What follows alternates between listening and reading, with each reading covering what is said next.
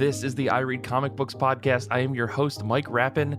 Joining me this week, two carbon-scored astromech droids, Tia Vasilio. Hello. And Paul Jasley. Hey, humanoids. It is episode 321 today. We're talking about Image Comics. We're going to have a whole big spiel after the break in the second half, but I have one quick announcement before we get into things and I ask my legally mandated questions. We have a hangout coming out on March 19th. So if you're listening to this episode and March 19th has not yet passed in the year 2022, you should come hang out with us on Saturday, 8 p.m. Eastern Standard Time. We're going to be doing just like a big live hangout talking comics. Last time we did a big, huge chat about the Comixology stuff. If you're curious about my thoughts about that, I'm definitely ready to get on that soapbox again. But we'll probably talk about plenty of other things. It's always a great time. We hang out from like 8 to 11 or however long people want to stay on. It's a grand time. So make sure you're there. March 19, 8 p.m. Eastern Standard. Now let's get into things. I got to ask you some questions, Tia and Paul. How have you been? How have comic books been? Let's start with you, Tia. Well, I have been fine. Daylight savings time happened. So while I'm excited to have daylight, until 8 p.m., I'm very jet lagged already. And of course, you know how cats love to change their routine. So holiday is good. Yeah, we're very tired today. But comics are good. I read Captain Carter #1, which is a mini-series. I think it's a 5-issue mini-series, kind of a what-if situation. What if Peggy Carter got the super soldier serum in World War II and was recovered in modern day from the ice? And you know what's really exciting about this? Jamie McKelvey is writing it. Gasp. I know. It's pretty exciting. Yeah, he's a good writer. I don't know if anyone has checked out his book Suburban Glamour from... I don't know what year it came out, but it was like pre-Wictive, pre-Phonogram, I think even he wrote and drew it. And I don't think he's done any writing since then. So, drawing Wictive, I think kept him pretty busy. But he's writing a sci-fi book that was supposed to come out, but then the pandemic happened, like all this stuff. So that got delayed, I guess, in the meantime, just to, keep his skills up or, just kind of stay on the radar. We get this cool miniseries. So that was very exciting. And then the art is by Marika Cresta and Eric Arciniega is the color artist. And I will say, I felt like it was a pretty solid story. Like you could tell right off the bat that the bad guys are going to be like the modern day Nazis, the likes of which we've seen in Britain and US in the last 5 years. Like it's very relevant and it's like very obviously drawing parallels to the World War II context that Peggy, is from. It's nice because you could tell in the first 10 pages who the villain is. The prime minister in this story is like definitely the bad guy. And so I think that's the story. Like I think the story is going to be really similar to the Winter Soldier in the sense that it's like Peggy is kind of being paraded around as this like, figure that they're trying to manipulate and use as the figurehead for their nefarious ends, but she like is a good person and she's not going to let that fly. And so like I'm getting Winter Soldier vibes, movie Winter Soldier vibes from this, which I'm all for. Really? You? I had no idea. You like the Winter Soldier? I'm just kidding. No, that's exciting. This book looked really interesting because it feels like it's spinning out of the Marvel What If series. Have you watched that at all, Tia? Oh no, I haven't seen it, but okay. Yes, I think that is the zeitgeist that they're kind of harnessing here. Okay. Yeah. Cool. And like honestly, you know, this first episode, this first issue is pretty much just like Peggy adjusting to modern life, and like she's recognized everywhere, and at the same time, you really get a sense for like how lonely she is, and the one sort of like, I wouldn't even call it a critique, just something that is not necessarily my favorite type of comic book to read. I feel like the artwork is pretty prosaic. It's competent. It's utilitarian. It tells the story. It doesn't have any moments where it like pulls you out of reading and be like, that doesn't work. But it also doesn't have an artistic point of view, really. Like it doesn't do much with the visual storytelling. And I personally prefer like more expressionistic, surreal, painterly art in comics that like where the art is just as much as a part of the world building and storytelling as the story. Yeah. You know? So yeah, but I get it. Like Marvel Comics, that's not always what they're looking for. So Sure. But was it a good read? You think you'll keep reading the series? Oh yeah, I'll finish the series for sure. Gotcha. Well, now, you're selling me on this book. I saw it. I knew Jamie was on it, but you know what? All right, maybe I'll try it. Maybe I'll try it when it's wrapped up, because it's a limited series, right? Yeah, 5 issues, Okay. I think. Okay, cool. Yeah, that sounds great. Well, cool. Paul, what about you? How have you been? How have comic books been? Have you read anything good recently? Oh, I've read a few things, Mike. I've been well. Spring is struggling to spring here in Michigan, so it's actually a pretty nice day here. West Michigan weather report hit about 40 degrees with sunshine. So, yeah, it feels nice. So, Good. In terms of comics, I'm a little bit behind on my regular monthly comics, but I managed to read a few things this week that I want to talk about. One of them was Fire, the Zora Neale Hurston story. This is by Peter Bagge. It's published by Drawn and Quarterly back in 2017.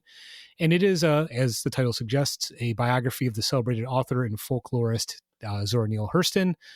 And Peter Bagge, if you're familiar with him, he is best known for his work on Hate, which is a sort of seminal 80s, 90s underground black and white comic. So he's big in the indie comic scene.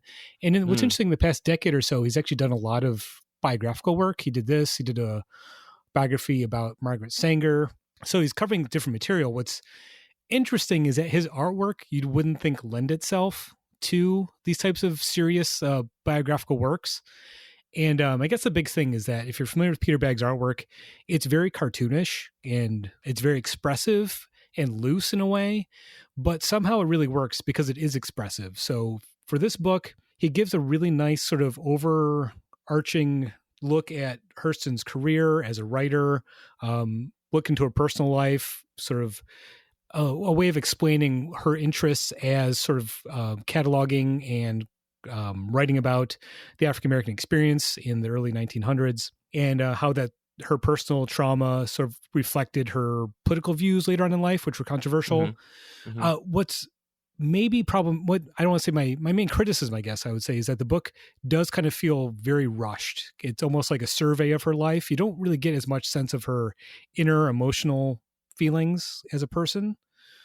That being said, Peter Bagge gives extensive notes and thoughts in the back material for the book. So it's like a lot of the things that maybe couldn't fit into the artwork or the page count got put in the back. So it is a very engrossing read. I definitely know more about Hurston now than I did before I read the book. And I'm encouraged to go read her actual writing. I know she's best known for her novel, Their Eyes Were Watching God. So I'll probably need to track that stuff down. I thought it was a good biography. It definitely is an introductory text to her life, but that's what I needed. So I enjoyed it. I definitely recommend it. Yeah, I was just looking at some of the preview pages for this, and it's very colorful for a book that I think is about a much more serious topic. Exactly. Yeah. Usually I wouldn't pair those types of styles together, but that's interesting. That's what intrigued me to pick it up, because I'm familiar with Bagge's work, and like knowing he's tackling some sort of serious subject matter made it appealing. So I think it works for the most part. Cool. I've also been reading a lot of Batman comics. That might just be a coincidence. I don't know. Had Batman on the brain, Yeah, we're recording a little bit of a podcast series right now, Yeah. And there's a film came out. I don't know if you heard about it. They'd put another Batman film out. So, yeah. I heard that's like a pretty underground hit, though, right? Like, yeah, not a lot of people are seeing that. Yeah, you probably missed it in the theaters. Probably there for one weekend. So, sorry. Right. I heard it was like an indie chick flick with that guy from Twilight. Yeah. I know Danny's ears just perked up, so we started talking about Batman.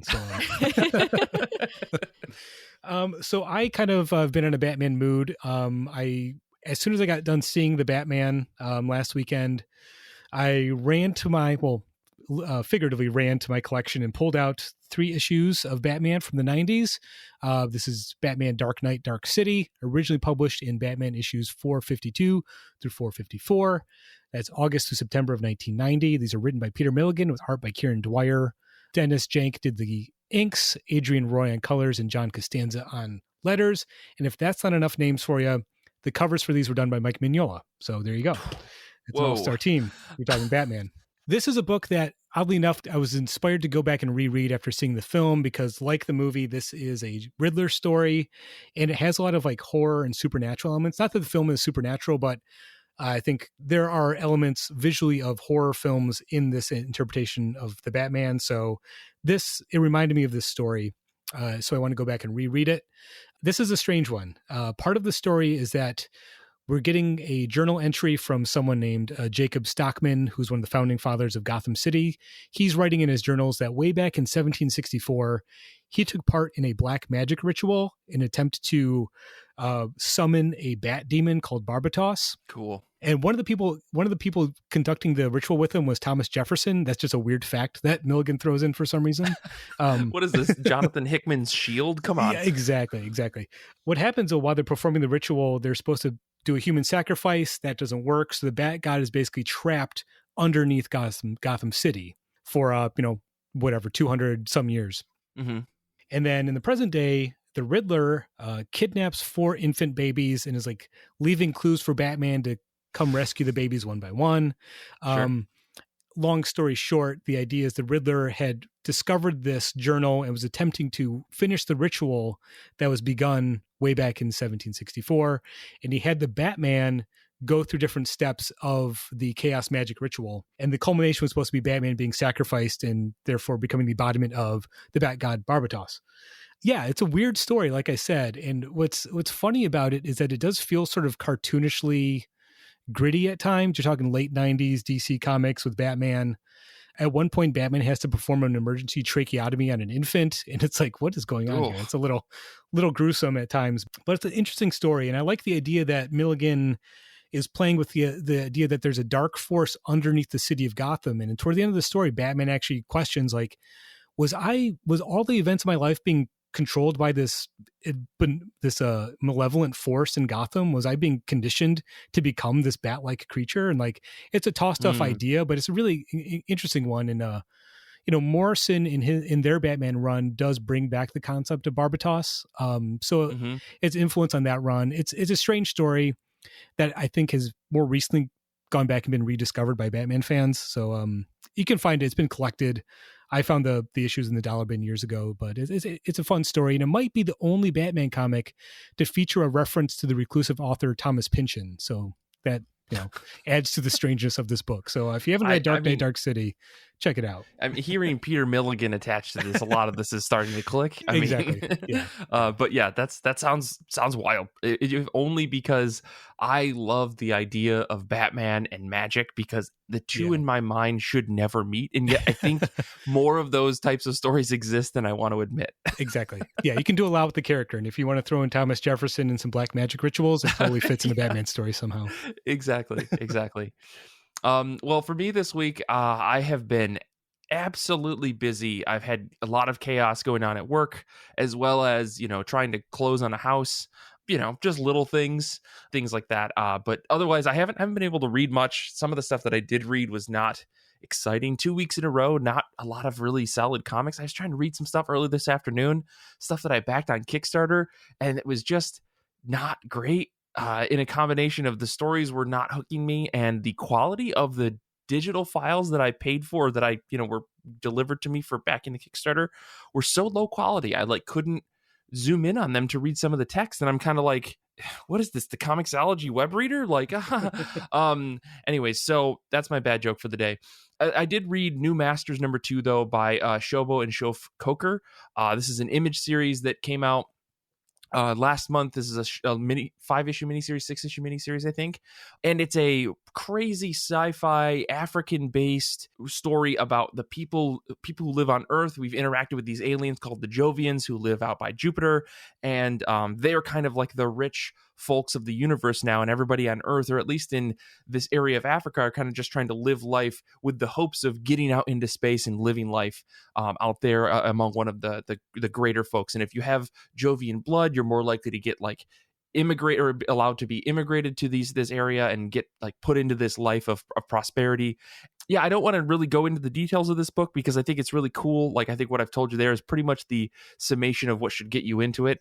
But the thing that really has driven me to this is that I feel like the story of this book has all the potential and makings for a story that can be really depressing, that is trying to say this commentary about the rich will destroy the world and there's nothing you can do about it. And that's kind of a lot of dystopian stories, they don't really find a way to circumvent that this feeling of despair that exists in worlds like that. I mean, even that exists in today's world for a lot of people. And I think what's interesting is that Shobo has been able to, as the writer side of this story, has done a great job of fleshing out characters to the point where you can see that despite all of the hardships that they live with, there's hope, and these are people who have a lot of drive and a lot of sense of culture and a lot of sense of understanding that despite all odds, they will still be able to live a life that is happy because they have each other as like friends and family and as a community.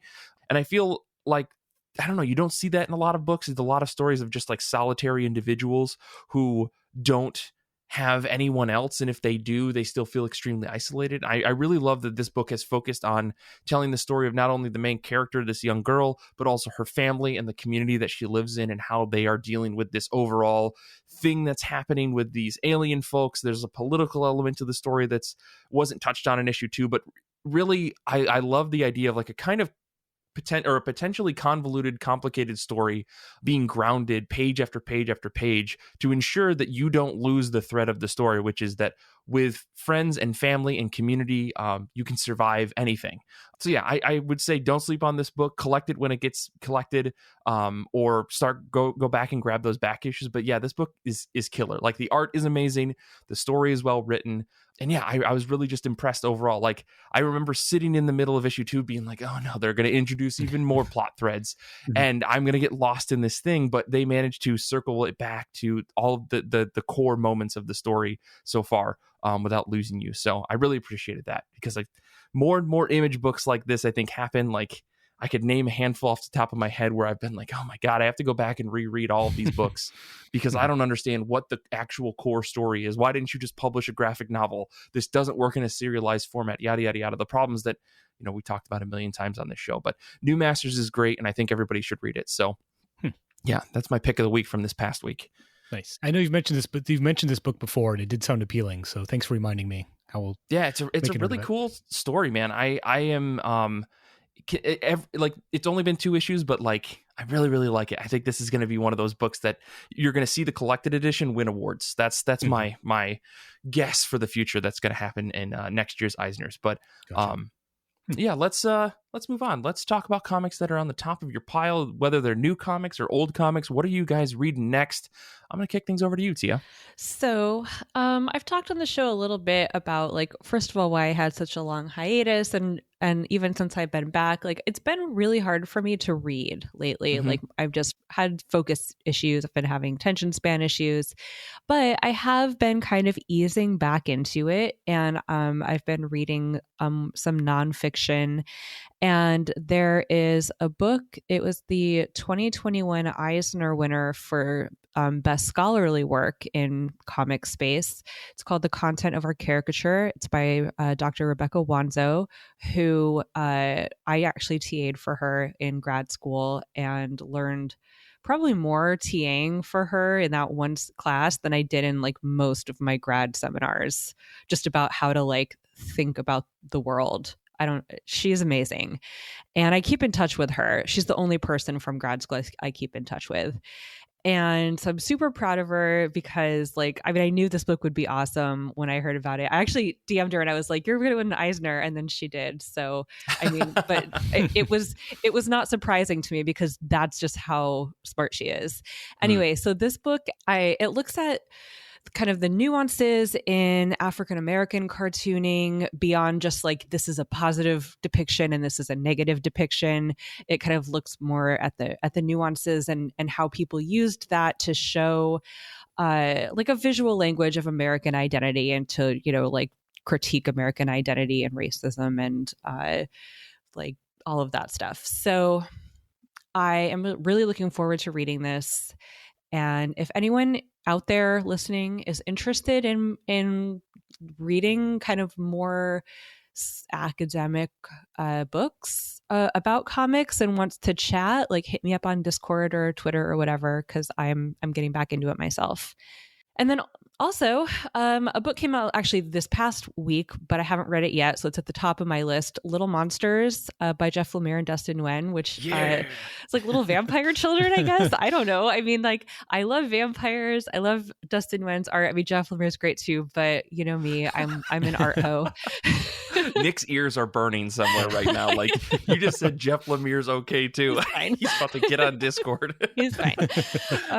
And also, it just like, I literally just like had a core memory hit me when I saw the title of this book. Nick just jumped on Discord and said, "Here I am." I'm sorry. Oh my God. I summoned him. I'm sorry, Tia. Continue. Does anyone remember a movie from 1989 called Little Monsters that had Howie Mandel and Fred Savage in it? Oh yeah. Yes. No, what is this?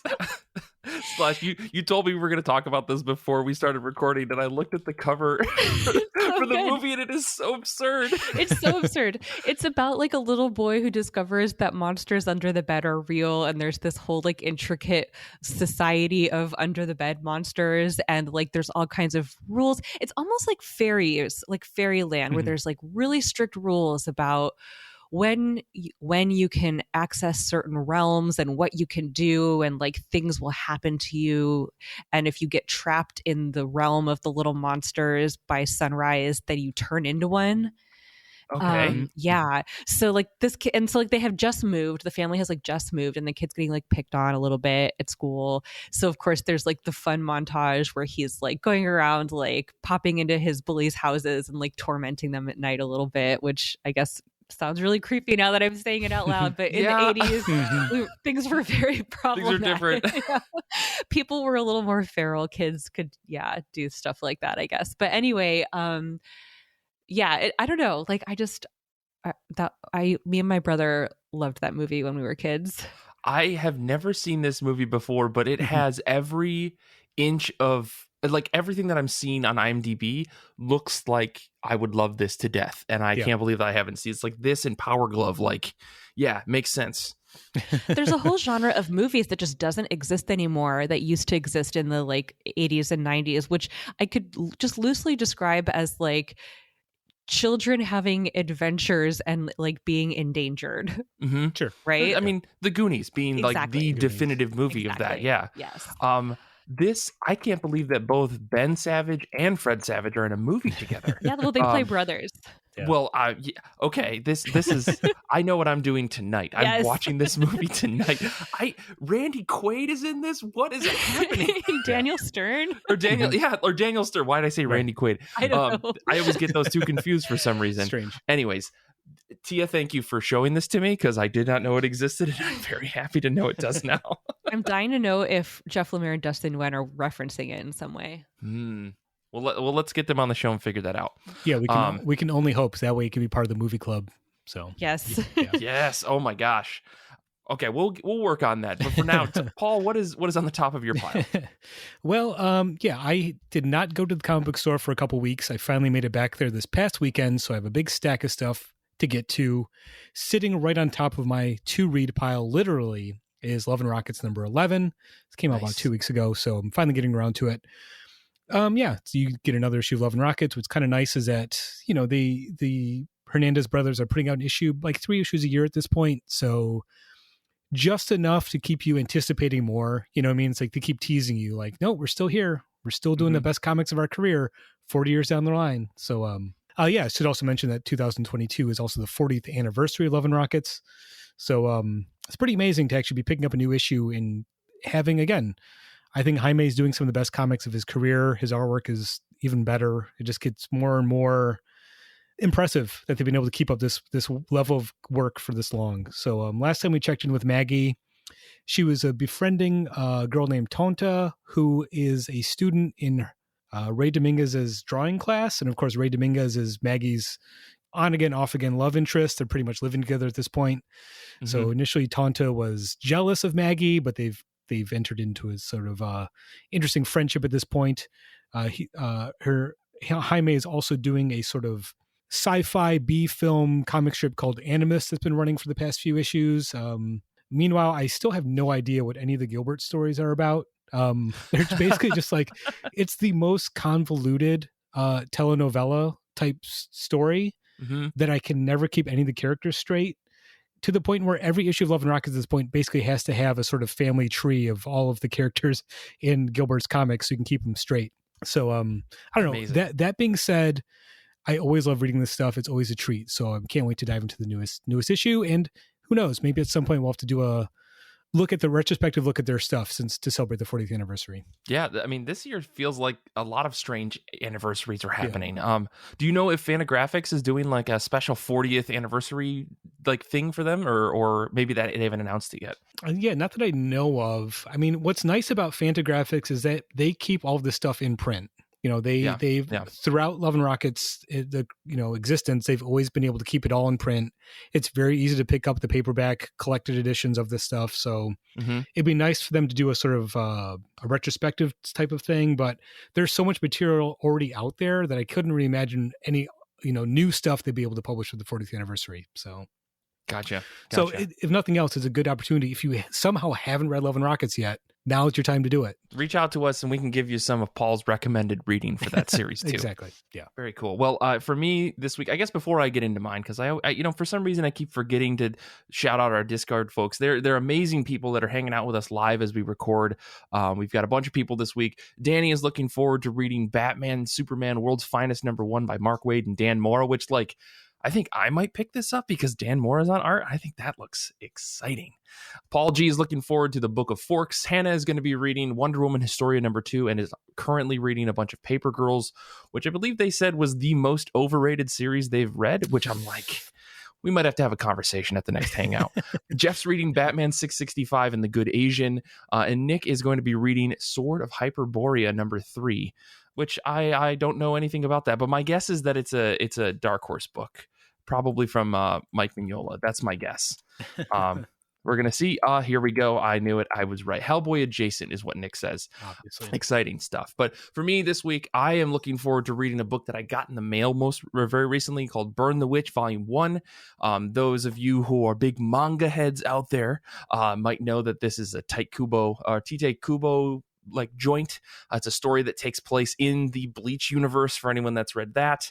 I got the reason why I bought it instead of reading it digitally is because I saw the collected edition look really nice. It has a really nice sleeve. The paper is outlined in black. It's overall just a really beautiful collection that I think Viz did a great job of. And I always like to see Viz actually going the extra mile for some of these books that are just kind of one-offs or standalone miniseries and stuff. So I'm really excited to read this because this takes place somewhere in the Bleach universe after a certain issue, after or before a war happens, blah, blah, blah. I can never keep the chronology of Bleach together in my head, but I definitely want to read this because I have been missing Bleach. Like, that's a weird thing to say. I haven't read Bleach in a couple of years, but I keep seeing clips and pieces and little things, and I'm like, man, I told myself I was going to read Naruto this year, but I might just go back and reread Bleach, and because I love Bleach. Like, say what you will, the story's not perfect, and it kind of flounders in the end, and it just gets rid of all sorts of really interesting things that Kubo introduced and then completely forgets about. But overall, talk about like amazing character design, and when the story is really good, it is probably some of the best manga you can ever read. So I don't know, we'll see.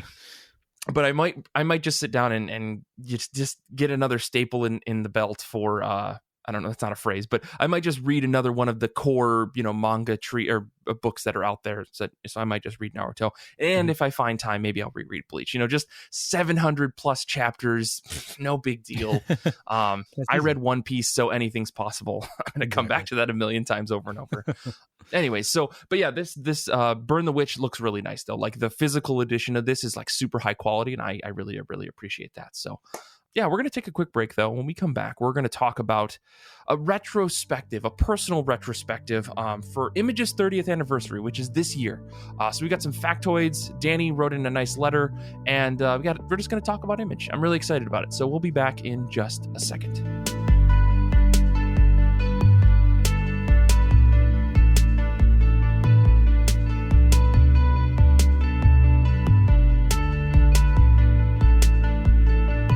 This week on I Read Comic Books, we are celebrating the 30th anniversary of Image Comics, that wonderful publisher that publishes probably a book or two that you're reading regularly, or at least you were at some point in your life. If you're out there not reading Image Comics, I have a question for you. Do you not like diversity in comics? That's not true. But do you want something that's just not capes and superheroes? I guess that's not true either. But, if you want some other comic books that are not published by Marvel and DC, Image Comics is the place to go. So today we wanted to talk about that. We wanted to talk about how Tia, and Paul, we all got into Image Comics because I think we all started with Big Two comics, and then at some point Image Comics became a staple for us. So I guess, Paul, let's start with you. How did Image Comics get into your mind, and what happened from there? Well, Mike, I'm old enough to remember when Image Comics was founded back in 1992. I was not as in tune with comics at that point. I was reading comics, mainly Batman comics. So very little has changed in the past 30 years. But I remember sort of hearing about Image. But the thing was, all the Image founders at that point had all worked for Marvel. And since I didn't read any X-Men titles, I didn't know who Jim Lee or I'm going to blank on all their names, or Jim Valentino, Rob Liefeld, the gang, the whole crew over there. So I wasn't super familiar with their work. But a few years down the road, when I was a regular reader of Wizard magazine, Wizard did a lot of heavy lifting to promote Image Comics and those creators. Spawn was a huge pop culture, not just in comics, but pop culture hit. I had Spawn action figures before I read any Spawn comics, but around that time, probably 94, 95, I started, being more in tune with that stuff, a little bit older. So I remember buying some issues of Spawn, and wasn't really my bag, but being a 13-year-old boy, I was very interested in Gen 13. So that was kind of the first Image book that I was buying regularly at that point, buying a lot of Gen 13, reading that stuff. And honestly, I didn't really think about Image that much. I knew it existed, but it wasn't really my bag until down the road when I got back into comics about, 15 years ago or so. And I started seeing that they were doing more stuff than just, bad X-Force ripoffs and, Gen 13 books. So that's kind of where I got back into comics and started following creators and sort of admiring the breadth of the material that they're publishing over there. So, gotcha. I don't read everything they publish, but I'm always curious about what they're putting out at this point. Yeah. I only laughed earlier because you saying that you bought a Spawn action figure without reading any of the comics means that you were the perfect person in Todd McFarlane's eyes. Exactly. Todd McFarlane has always ever made books for 13-year-old boys. So I was right in the target audience. And it's funny too, because as a kid, I read a few comics, literally 3. One of them was ElfQuest and one of them was Gen 13. Oh, wow. Yeah, briefly, not super, I didn't follow it really closely. But as you mentioned Gen 13, I had just pulled up the Wikipedia to see, was that Image? Yeah. Of course. Of course it was. Well, Tia, how did you get yourself set in the world of Image Comics then? Yeah, I think for a lot of people, Marvel is like a gateway drug into comics. Sure. And so there was a really great moment in Marvel history, the Marvel Now era, where I feel like a lot of, and I say great, you'll understand in a minute, because of something that Paul said, which is Image was a place where you could follow creators. And I think that what a lot of creators did that was so smart during the Marvel Now era is they built up a following through a really easy access point, because so many people have access to and are aware of Marvel through the characters. And then once you got hooked on the on the creator through their writing that your favorite Marvel character, they were like, oh, by the way, come read my experimental acid trip book I'm publishing over at Image. And you're like, I'm on my way, So I think that there was for a while, this really cool kind of Big Two to Image pipeline where they would build up their following writing for Big Two, and then they would go do their own thing at Image. And that's what really kept me, that's what really got its hooks into me at Image, is that it was more about following a creator and following their own artwork, their own ideas kind of, and they were able to succeed or fail on their own merits rather than well, this is the shittiest X-Men book ever, but I'm never going to not read X-Men. Right. Not to call anybody out on this particular podcast. Yeah, whoever would do that, what an idiot. What a doofus. Mhm. And to be honest with you, a lot of my core memories around Image Comics are around conventions. Because that era was also the Valkyrie moment, which we should do like a postmortem of the Valkyrie moment one of these days, because it had a lot of problems. But at the time, served a purpose and connected a lot of people. To this day, some of the friends that I made in those moments are like, they're still my dear ride or die friends. Like, you know, and through like everyone knows my entire comic personality is like the Wicked and the Divine, right? So I mean, but I genuinely met people through our connection to that are my like most dear friends. And I think again that comes down to creators having the freedom to make their own, for lack of a better word, product. That's not what I mean. Product is a terrible word. Yeah, but it's like a brand thing. And it's like you start to put marketing words into it. It starts to sound gross, but I understand the feeling that you mean by it though. Like, you know, just for the Wicked and the Divine specifically, like, you know, Kieran and Jamie and Matt also, like, they took their Young Avengers Loki fans, right? And they brought them over to WicDiv with, you know, a Tumblr where they posted all of the fashion influence. We had a cosplay Tumblr that I ran that was like not affiliated with them, but I mean, like, a lot of people ended up like sort of gathering there. Cosplay ended up being a huge deal they really like supported that. We had panels where we would all get together afterwards for pictures. Like, there were WicDiv parties. So like they really cultivated a community around the book. And like, you wouldn't do that for your Marvel book. It's not, 'cause it's not yours, you know? Right. There's a lot more like, again, we don't have the right terms for these, but these are the terms that we're going to use. Like, there's a grassroots movement of community that I think exists around a lot of these Image books. And it's so weird because I think that era of like 2007 to 2012, there was like a lot of creators that were either moving from Marvel over to Image or whatever. And I mean, we still see that to this day. Like, folks will get their start at Marvel or DC and then they'll do an Image book or something. Like, you know, you see people like Ed Brubaker and Sean Phillips, or just Ed Brubaker in general, doing a lot of work at Marvel and now exists solely at Image and at Panel Syndicate because of, I think, a lot of the popularity of his book there. But there's like a weird, like, homegrown feeling that you get out of a lot of those books, especially at that time, where there wasn't this plethora of a zillion independent publishers, right? We didn't have your Vault Comics and AWA and Scout and Ahoy and all the other like Black Mask and smaller, like teeny tiny publishers. Instead, it was like you would go to Image and then you could really kind of do well for yourself there, and you can build this niche community.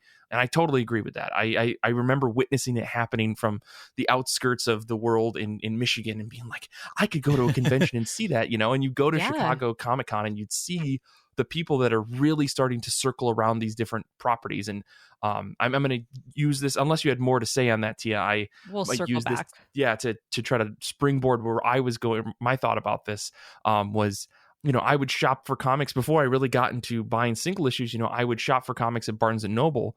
And at the time I was trying to buy every X-Men under the sun that Barnes and Noble could get for me. Basically everything from Grant Morrison's run onward. I was trying to collect all of it, because I have that completionist mindset. I still do to a certain extent these days, but nowadays it's like, you know what, man, I'm just going to read whatever I read and people can just deal with it. But yeah, I started to buy comics at Barnes & Noble, and I remember seeing on the shelf when I ran out of X-Men books to buy, or they just didn't have the next volume of something because I didn't understand how publishing worked. They were stocking this book that had zombies on it. And at the time, zombies were really cool. So I think this is like 2006, 2007. Like, I was going right into college. And I grabbed all the volumes of this Walking Dead book because it looked kind of good. And I was like, I'm just going to buy all 5 volumes because that was how I shopped at the time, right? And it was great that I picked it up because the thing that Image did at the time is they would put these inserts into their books that said, hey, if you like this book, you should follow all of the other Kirkman books. And here's Battle Pope, and here's Invincible, and here's Astounding Wolfman. Now, Battle Pope, you know, we've talked about that on the show a little bit. Does not hold up, you know, 20 years later or 15 years later, but Invincible went on to be probably one of my favorite comics that I ever read. And for all of its problems, and you can, with hindsight looking back on it, maybe it wasn't as great as I thought it was, but it's still like a great independent superhero book. And if I hadn't had that little insert, I would have never known about it. And I think because of that, I started Googling, well, what else has this person done? And then I started looking at other books that I was reading. What else has this Grant Morrison person done? What else has this Chris Claremont person done? Because I didn't know at the time, but it really inspired me to focus more on creators, and Image being like exactly what you said, Tia. They were really pushing you to follow a creator, follow their books.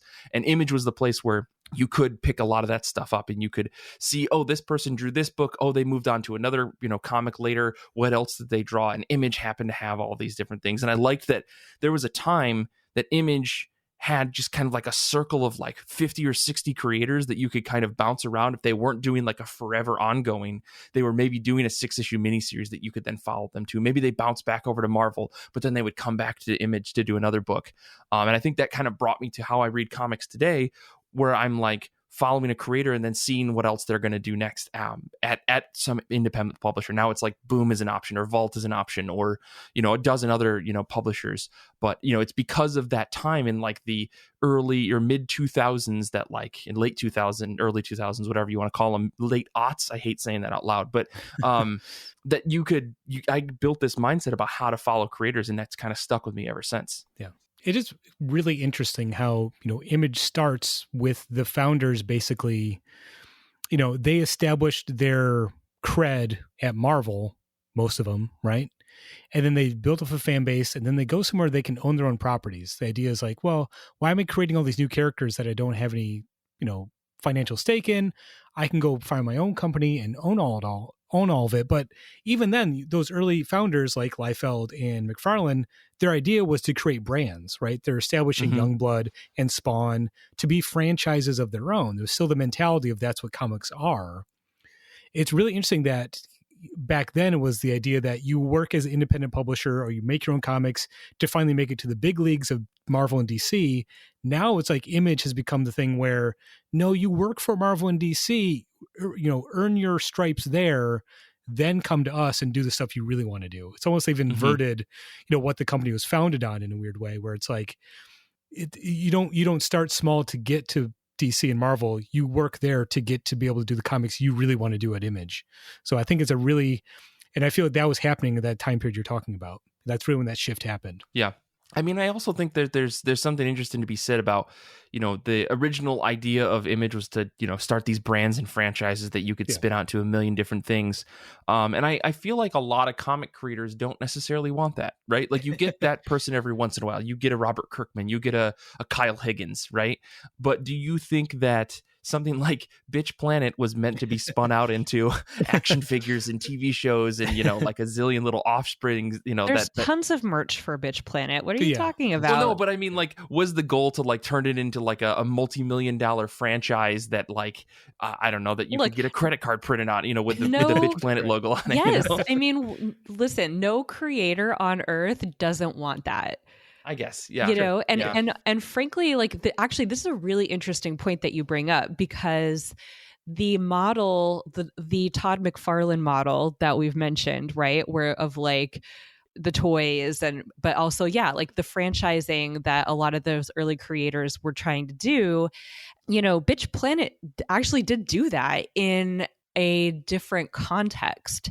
And the idea that this entire group of like women in comics mobilized to the point that there was like the Valkyrie Image bump. If Valkyries liked your book and hand sold it, like there are articles that people wrote looking at the sales figures of how that impacted these books. And and so a lot of the merchandising that you saw come out of that was geared toward that audience, right? Like, they don't want a Bitch Planet toy, but there's Bitch Planet jewelry, there's Bitch Planet leggings, there's Bitch Planet, like, we all got tattoos. I have one. My mom got one.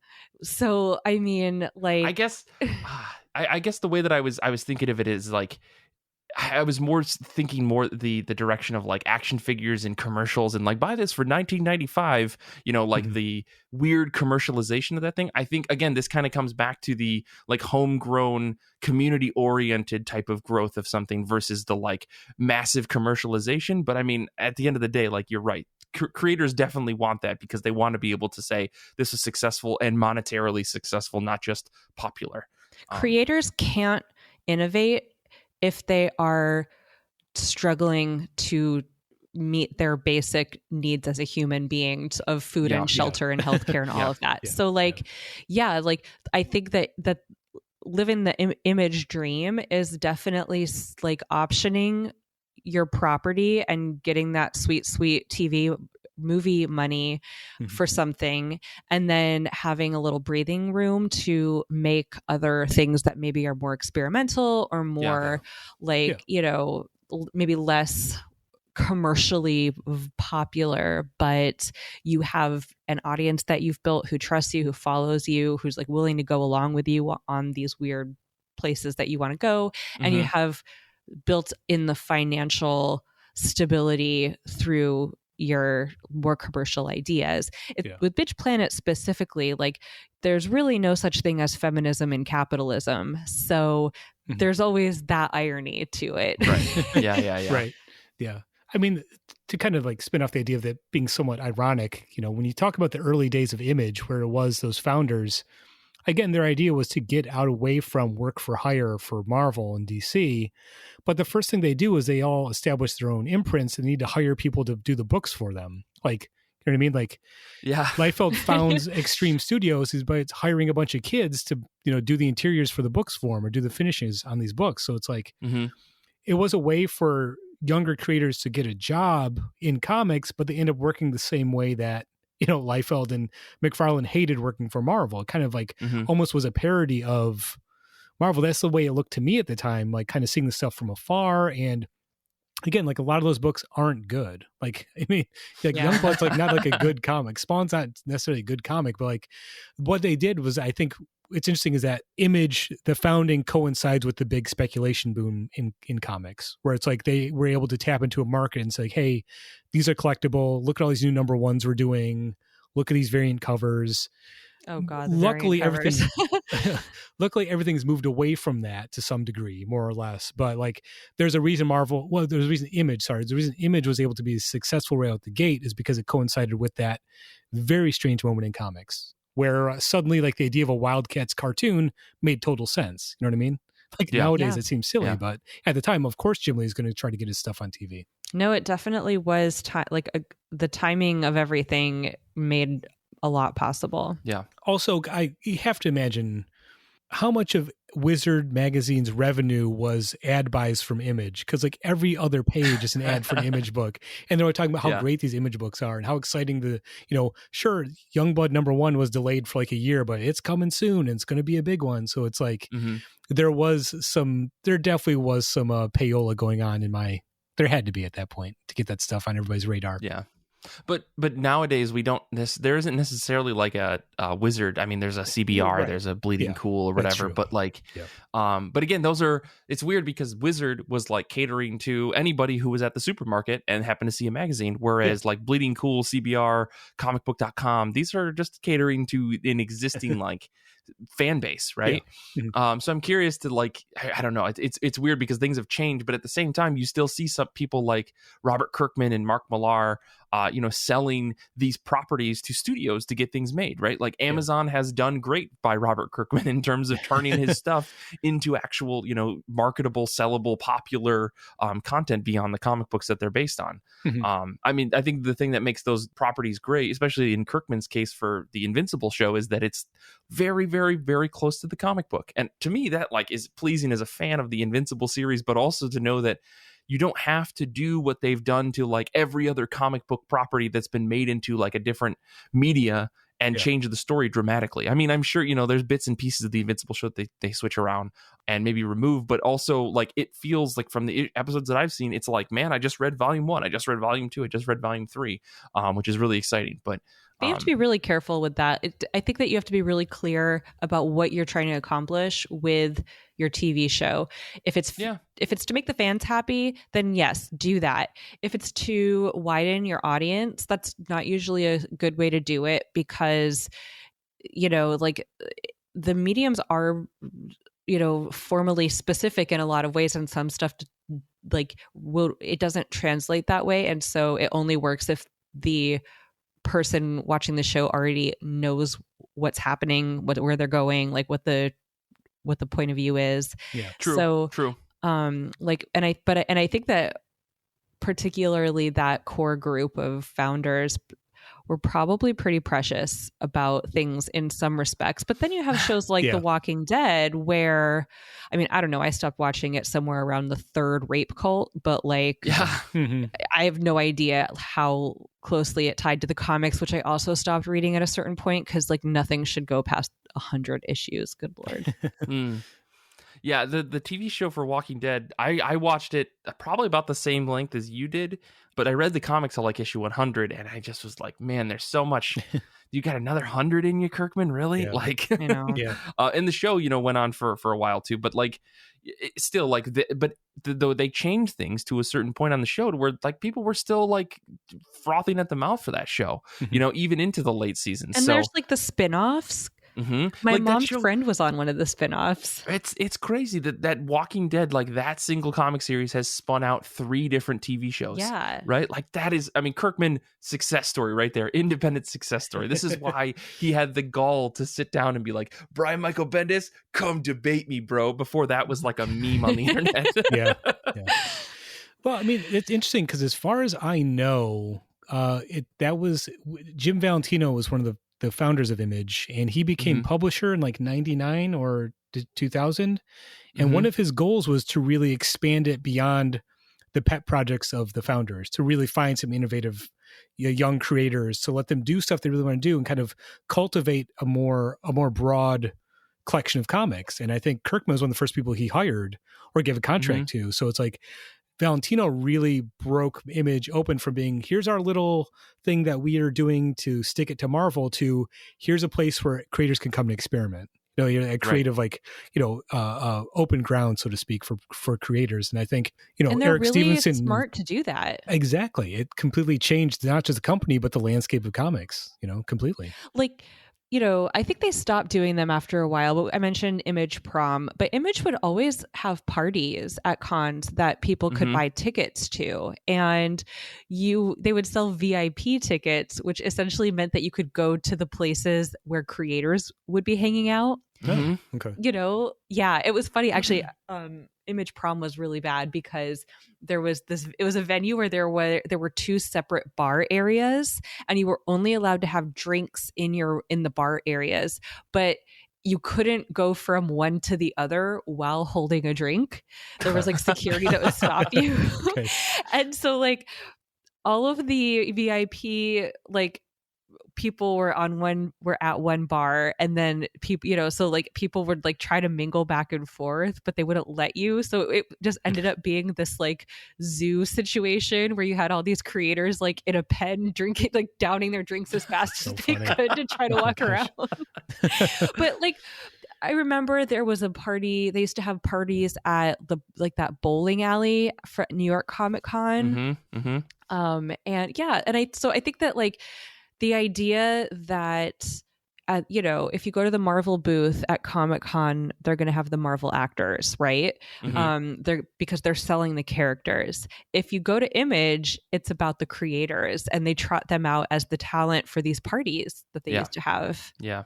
I mean, and that's you know, the thing that I think we can say across the board has stayed consistent at Image is that they've always pushed their creators over the titles and characters themselves, right? Knowing that no story is, with the exception of like Spawn, I guess, is you know, ever present, but the creators will always be the people that make Image what it is. And like, I think Paul, you started to touch on it, like Eric Stevenson really slingshotted, Image into the future and in pulling in this like quote unquote big talent in comics, and also making sure that the publisher was finding folks that weren't necessarily these just got off of a huge big 2 run, and in finding folks that were still like up and coming, and maybe they'd publish indie comics and now they're getting like their first big published comic at Image. And you can see that across the board. Like if you look at the last decade and a half of Image's publishing since Stevenson took over, like they've always been able to find like a big name as well as a couple smaller names. Like I don't think I would have ever known who shucks, now I'm blanking on his name. The comic that was called Zero. Alish Cott. I don't think I would have ever read Alish Cott had Zero not been published, because I had, was also reading a ton of other Image books at the time, like all the criminal stuff. What's funny about that is Alish Cott's Marvel work is fantastic. Right. But it is so freaking weird. I don't think that he had Marvel work until Zero came out, right? I don't know. I'd have to look at the timeline on that, but he did Secret Avengers and he did a Bucky Barnes run, like a 12-issue Bucky Barnes thing.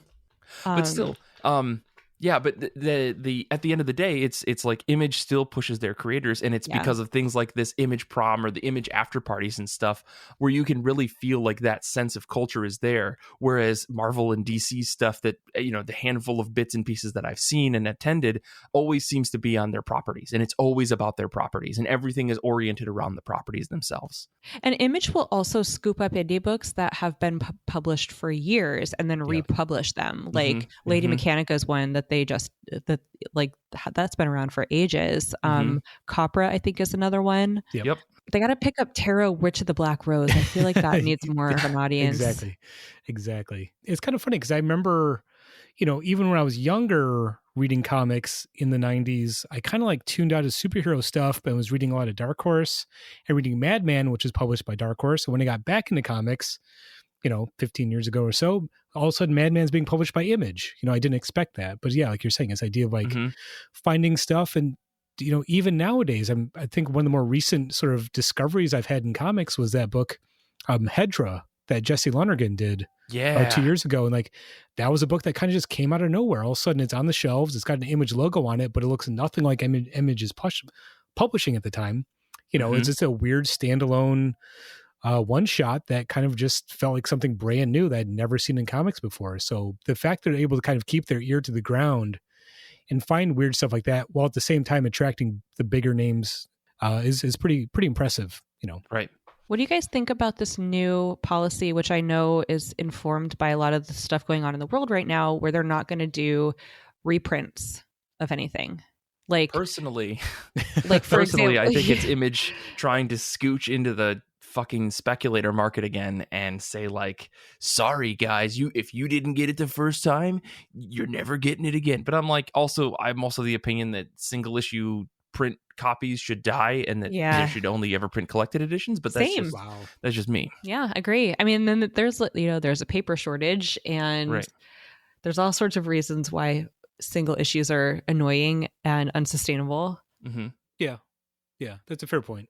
But I do think that it's going to hurt people because, I mean, the whole model of get your pre-orders in, like, is fucking stupid. So we're an hour into recording and Tia decides to open this can of worms. Okay, we can put a pin in it and talk about it on another episode if you want to. I don't mean to be a jerk about it, but like I totally think that it's interesting to see Image taking this stance. On one hand, I agree. I do think that reprints are kind of annoying and kind of problematic because they create a strange culture in a comic book shop. If you're only shopping at a comic book shop where you're like, hey, look, a new number one, and then the person at the register goes, oh no, that's actually a reprint of number one that came out last month. You might have actually already bought it, not thinking because the cover isn't clear that this is a reprint of number one. It's just got like an image on it with nothing on it. I hear that's a problem that some comic book shops have. But at the same time, I understand them trying to represent the print shortage. Image is not the person that is the problem with this. It is Marvel and DC who are the problems with this. You don't need 50 variant covers. You don't need reprints of number ones for 6 printings. Like, I get that determines the growth of sales, but like, I like the answer Make to that. Make them as prints. Yeah, I don't know. I just get frustrated because I'm like, if this book was popular in the first place, there should have been like some sort of indicator that there wouldn't be a shortage. Like when you end up with copies of What's the Furthest Place from Here selling out before like anybody can even go to the shop and get them, like that's like a systemic problem of measuring success in the industry. And the problem is that there's no shared information between digital pre-orders and physical copies, which could be an indicator as to how popular a book is going to be. That's a whole other industry-wide problem. I don't even know where to start with that one. Yeah. So I don't know. But my thought is that this is a bigger topic, but I am happy to talk about it now, just to this extent. Paul, I don't know, what's your take on this? I don't know if I have a take, honestly. I mean, like, I still buy single issues. I go to the shop, but I also get my previews order in as soon as I can to make sure I don't miss out on anything. So that said, I'm not as precious of a collector where it's like if I miss a number one or if I miss a series, I'm happy to wait for the collection. I'm happy to read it digitally if I miss out. So to me, it's the story is important. I like reading physical comics, more than digital, but I don't need to. You know what I mean? I'm not a collector in that sense, or a speculator, thank God. So could you imagine if just suddenly like tomorrow you just start showing up to episodes, or Tia, you start showing up and being like, I'm only collecting mint number ones in slabs. Like exactly. I mean, it is very funny to me to go into a comic shop, having been someone that bought comics during the speculator boom and then sold off my collection, after I graduated high school, to go back into comic shops and see the books that I really thought were going to be worth a lot in the dollar bins, to seeing all those Death of Superman comics, all those issues of, whatever, like Youngblood #1 or whatever, just selling for a quarter, and it's kind of like weirdly heartwarming in a way. Cause like, oh, now I can buy all the comics I used to have when I was younger for pennies on the dollar. So, right. Paul, you're playing the longest game in comics right now. I love it. I mean, what fascinates me about all of this, and I do think this probably is a topic for another day, but it's like, especially going back to what we're saying about Image really putting itself forward as a like place to follow creators. It's like they want to be serious artists in a medium that is ephemeral. And so they find ways to kind of mediate that disconnect. And I think that that's fair. Like that is a fair concern. And I think that, I support the effort to legitimize what they do as like art that is worthy of being like engaged with as something more than I found this in the dollar bin, I'm going to throw it out tomorrow, like whatever, I read it, I'm not engaging with it that deeply, like, but this is not it. It's very this is a whole other topic that I feel like I could spiral my brain on, but this definitely, I agree with you, is what I'm trying to say. Well, I guess to wrap things up, I don't know, do you guys have any final thoughts? I do have a letter that I want to read from our good buddy Danny, actually, before we let's wrap do up that. here. So Danny wrote in because he knew that we were going to be talking about Image, and which, by the way, if you want to get some information in advance, you can always check us out on Patreon at the $5 tier. You can get schedule updates on top of all the exclusive content that we offer there, so you can see what episodes are coming up like a month in advance, which is really cool. But Danny wrote us a letter. I'm going to read it real quick. He said, although I was never an Image Comics original reader, I have always been aware of the brand of Image Comics from the 90s, and I think to see the evolution of the company and the brand just expanding its horizons beyond just like, quote, cool comics by popular artists to more of an open platform to just give creators a way to perform their own art, it's pretty incredible, and it's just really fun to follow along. Although I don't think I'll ever buy as many Image books as I do superhero stuff, Image is always something that I'm always keeping an eye on for the pull list. So I'm very confident to say that in the past 5 years or so, there's not been a Wednesday where I didn't pick up at least one Image book. Some of my favorite books are from Image that just things that I love, like The Walking Dead, which is the longest indie thing that I've read, Saga, which can only be done as a comic, all the criminal books by Brubaker and Phillips for that for some reason are now more appealing in my 30s, which I totally agree. The Radiant Black universe, which combines my love of superhero and Super Sentai. Images are a big part of my pull list and just my overall reading experience. So hopefully they're here for the long run. 100% agree with that, Danny. Like, it's definitely always a thing I check on Wednesdays before I even get on the show. What's Image publishing this week? What's a new number one? Or what's a new number two that I maybe missed last month? I definitely feel that. It's really interesting to me. Again, I've been reading comics basically as long as I can remember. So, to me, it's always been Big Two stuff that brought me into the medium, and then, that's always been my start. But I know so many people that are just as big comic readers as I am that got their start reading comics in college, have never picked up a Batman comic, could you imagine? And only know stuff and only read comics because they found Saga, or they found Paper Girls, or they found Walking Dead. Like, it became a new endpoint for a medium that I want everyone to embrace and love. So knowing the Image is out there doing the good work like that to get more different comics in front of more eyes it's always touching.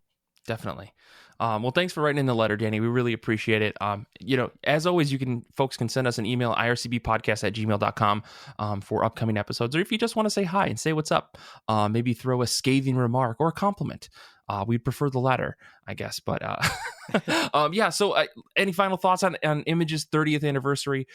Tia, I don't know. What are your final thoughts here? My final thoughts are that we need to support creators doing their own independent work, because that's what's going to push the medium forward. That's what's going to give us more diversity in not just creators, but also readers, and just like in general, I think promote overall health for the comic book industry. 100%. Yeah. Paul, what about you?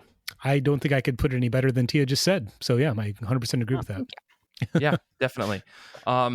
I definitely appreciate everything that Image has done, and I'm with both of you, or all of us, everybody here. I think we're all in the same mindset that we hope that Image continues on to allow for creators to create books that they both love and can be commercially successful, hopefully both at the same time. So next week's episode is going to be me, Kara, and Brian talking comics, hanging out a little bit, and likely we're going to tangent on Star Wars at some point. That's just what happens every time we get together. It's one of those our new famous no topic episodes, so look forward to that next week. As always, you can follow us on Twitter. You can follow Tia at Portrait of Madam X. You can follow Paul at Oh Hi Paulie, and you can follow me at Mike Rapin and the show at IRCB Podcast on Twitter, Instagram, and the good old TikTok. This episode first aired on Patreon and is made possible because of our wonderful patrons. Join today for exclusive series like the IRCB Movie Club, Saga of Saga, and the upcoming A Better Batmobile. You can do that today over at patreon.com/IRCB Podcast. If you haven't already, please rate and review our show. I think 5 stars is a fair rating. Do that over at Apple Podcasts, Stitcher, wherever you listen to podcasts, because we deserve it. Join the IRCB Discord community to chat comics and more. Plus, you can listen to our episodes live as we record every week. There's a link to our Discord in the show notes. And podcasts grow best when their awesomeness is spread by word of mouth. So why not tell your friends, family, your local comic shop about IRCB? Infinity Shred is the best band in the universe. They do all of our music, and we can't thank them enough. Zander is a very cool guy who makes us sound extremely cool every single week. He edits the show. I want to say thank you to Paul and Tia for hanging out with me and recording today's episode. Thank you to Nick and Danny and Hannah and Paul G and Jeff for hanging out with us in the chat. You people are amazing. And thank you to everyone out there who listens to the show and shares it and tells everybody you are just absolutely fantastic human beings. Until next time, comics are good, and so are you.